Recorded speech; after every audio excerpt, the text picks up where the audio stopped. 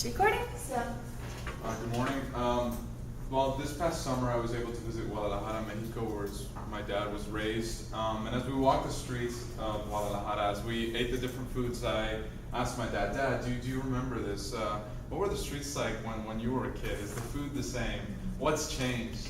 And as I think about all that, I realized that my dad wasn't born in this country. He wasn't raised in this country. He didn't grow up speaking English. He perhaps wasn't presented with all the opportunities that some have been presented with. And it's for that reason that I want to talk about my dad. My dad is a man that has overcome circumstance. My dad is a man who's overcome obstacles in his life. And he's a man that hasn't let his past define his future or his present. My dad started working at the age of 5. He was born in Torreon, Mexico, where it's not one of the nicest cities in Mexico. His dad wasn't really present in his life.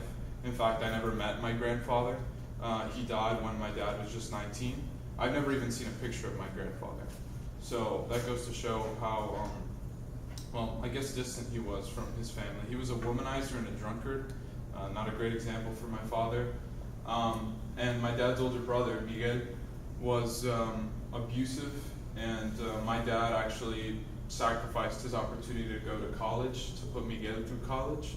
Instead, my dad worked in a trade school, and through that trade school he learned CNC machining. CNC stands for computer numeric control.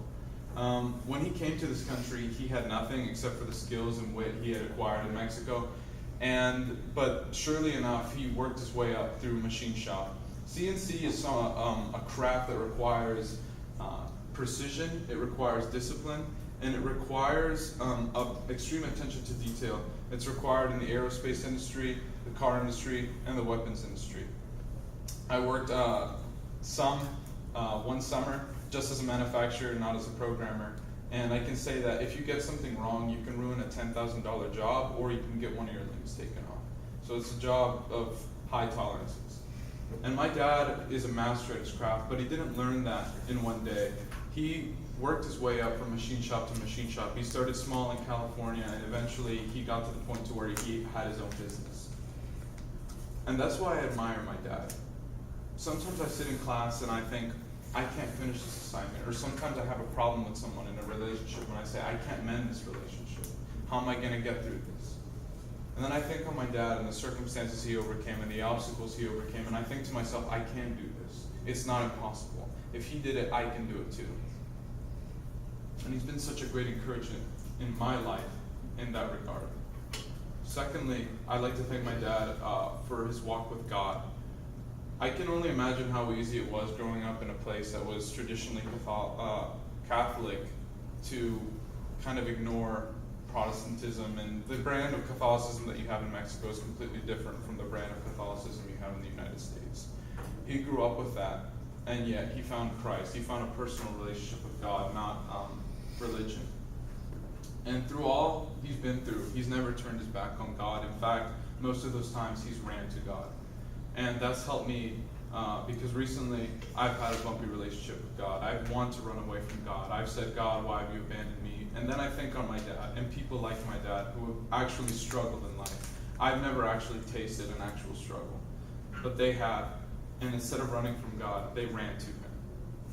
So that being said, I want to ask you today not to be like my dad, because it would be weird to just come to class one day and find you all with large black beards and long flowing hair. But I do ask you to take steps like my father. Don't let your circumstance define who you are. Don't let your past define your present or your future, because know that ultimately you're the one that controls that. Thank you.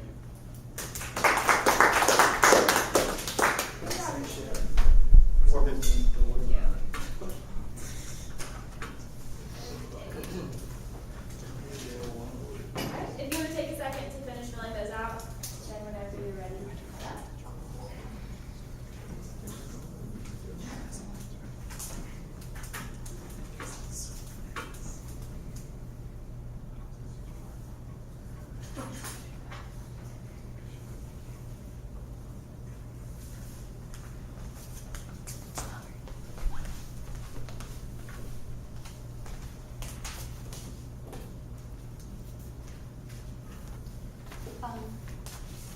Good morning, y'all. Today I knew who I would be speaking about as soon as we were given the subject, and I'm going to be speaking about my mom, whose name is Rina Elizabeth Granado Sandoval. So if you haven't already noticed, I'm Hispanic. I know some of you are shocked, but I hope the last name gives it off. So my mom is by far one of the most influential people in my life since I was born and continues to be till this day. And I believe that the one word that she has continued to embody, if not testified to, is courage. So today we're going to take a little bit of a road trip mentally, and I'm going to take you to El Salvador, which is where both of my parents are from.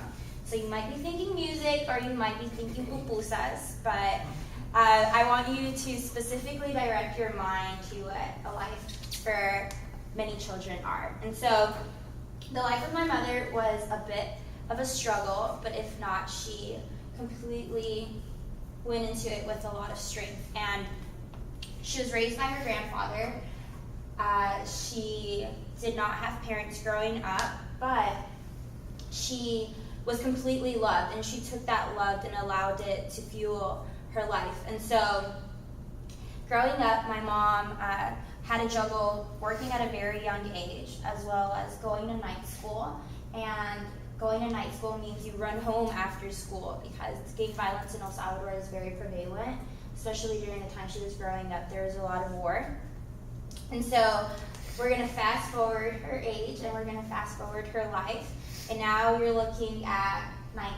And my mom has now had my brother Melvin, and she has given birth to him. She's working hard, but she's been given the opportunity to come to America, which is one that you don't pass. And so she left my brother with my aunt and came to the States, where she completely walked through a door that at a very young age she had not even dreamed of. And so we're back in America now.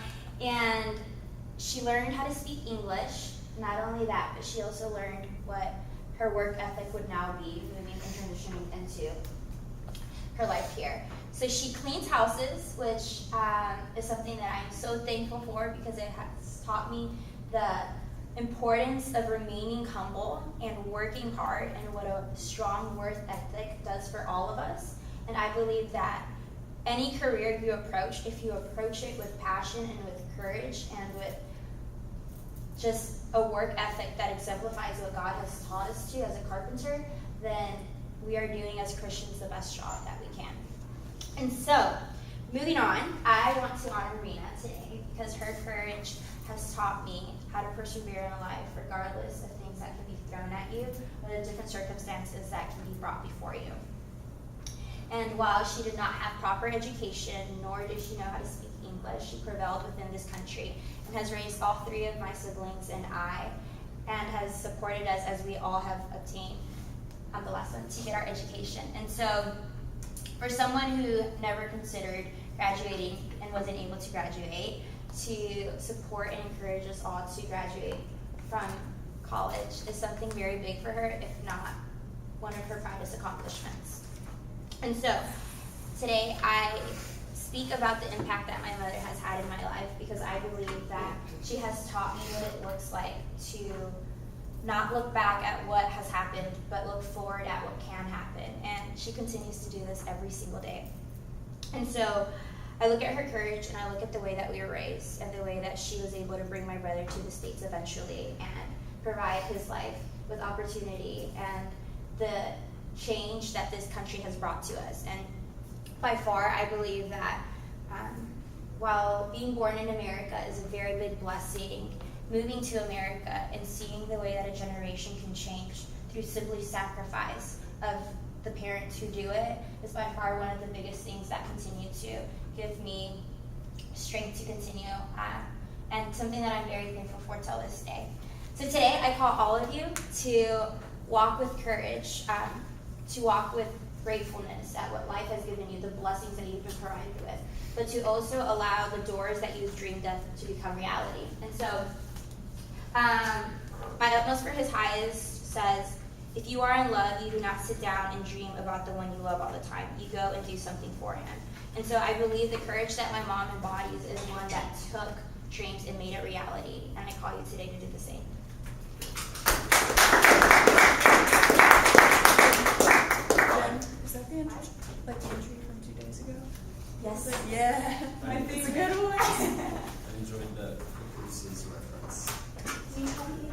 Yes. Oh.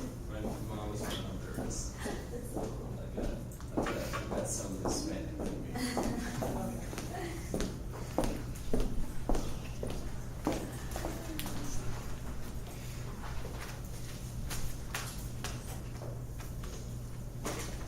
Ready? Alright, so today I'm going to talk about my grandpa. Him and my grandmother live in King George, Virginia, and I don't know if any of y'all have ever been there, but there's nothing there. But one of my favorite stories about him is when my brother and I were growing up and we would go to visit. My grandpa and my grandma, they have 248 acres, so they used to have a lot of animals and they have a pond and stuff. So my grandpa would always take my brother and I fishing. And he had like 20 fishing poles in the shed and stuff, so I would just use one of those. And one day I was like 7 or 8, and he had gotten me a pink fishing rod. So I just thought that was like the coolest thing in the world. I had my own now. I didn't have to like share with boys anymore and stuff. So like I just thought that was awesome. And another thing is he would always put the worm on the hook for me, and he would if I caught a fish, he would always take it off the hook for me. He never made me touch it or anything like that, and I wouldn't fish if I had to. And like looking back, that was probably really annoying for him to like constantly have to stop and help me.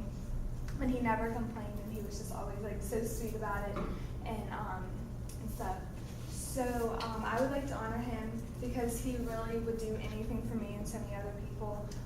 He's so kind and giving, and if you just need like someone to talk to or anything like that, he's always there for all of us. And my grandma's health hasn't been very good the last year and a half, and he's really had to like do everything now. He has to cook and clean and do everything outside, and he never complains. He just does it. And so he grew up in Fort Worth, Texas. He grew up on a farm, and his family was really poor. He was one of 12. And one story he always tells us is when he was in elementary school, he only had 2 pair of khaki pants, and they couldn't afford any more. So his mom at night would wash the pants that he had worn from the day. And one day he woke up, and she was like, "Connie, you're not going to go to school today because I didn't have time to wash pants last night." And so he just got back in bed, and he couldn't go to school. And he ended up finishing his valedictorian of his high school class, and he got a full ride to go to Texas A&M. And after that, he became a physicist for the government, and eventually him and my grandma moved to King George. And they raised 7 kids there, and he was able to retire at age 59. He hasn't worked since, and he loves being retired. And so yeah, he just enjoys like taking care of all the land and stuff like that. And today he loves like watching baseball. He's excited about the season starting. He's a big Nationals fan, and so that's something that like he really enjoys. And he's had such an impact on my life and my brother's life and my parents' life, and just so many other people. He really values his relationship with God and with his family members, and he always, makes sure that, I guess he just really takes care of us, and we know that he would do anything for us. And my other grandfather on my other side of the family, we don't have like a great relationship with him. And my grandpa has always like filled that void, and he has always really just like if my brother and I need anything, or if we just need someone to talk to or whatever, he's always really been there for us, and really all my other cousins and my mom's siblings and stuff like that. And so I encourage all of you to be more like my grandpa and just be so kind and caring and giving towards so many people, and really live life to the fullest, because that is what he does. And he's 84 now, and he just still does everything like he's younger than that.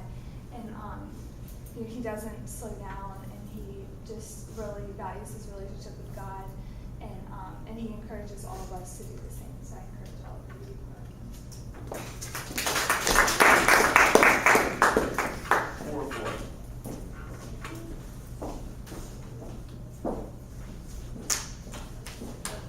Candace is not here, so Jacob. No. Never mind.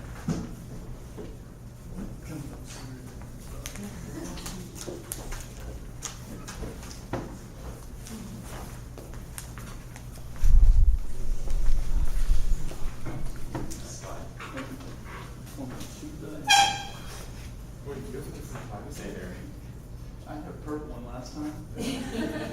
Weather was loud. Well, after you're ready.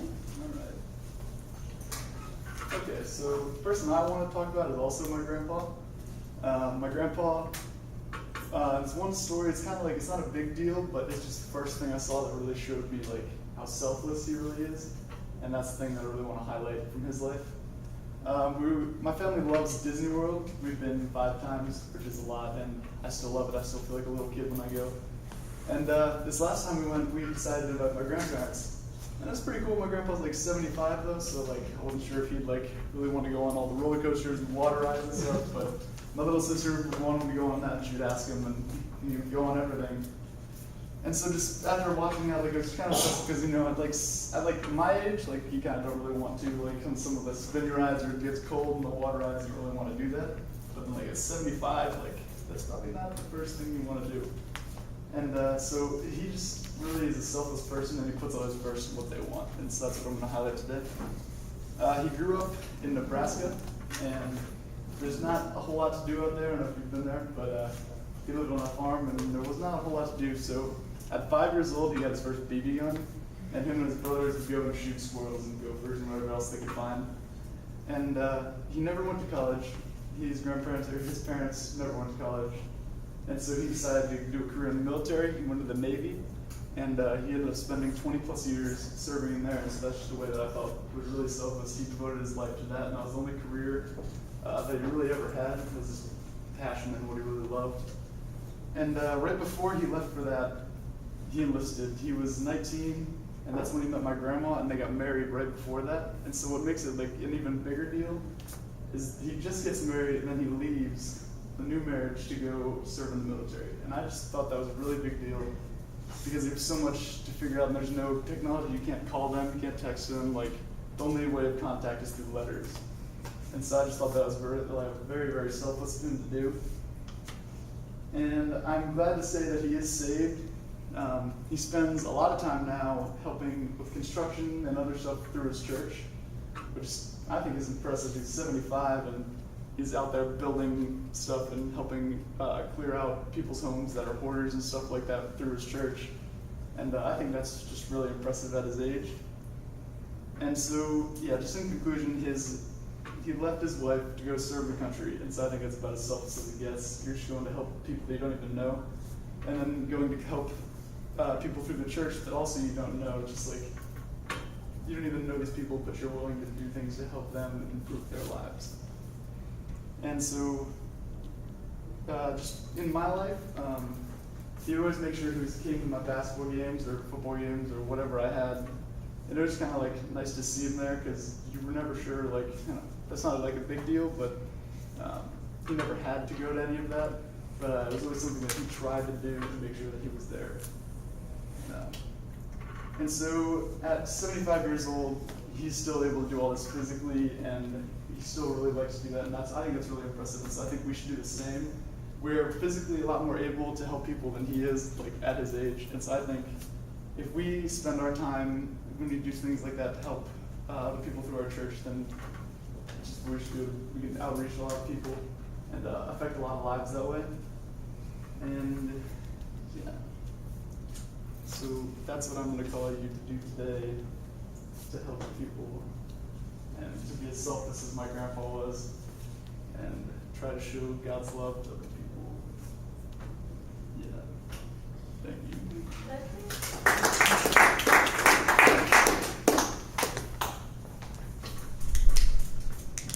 Oh, so close. Yeah.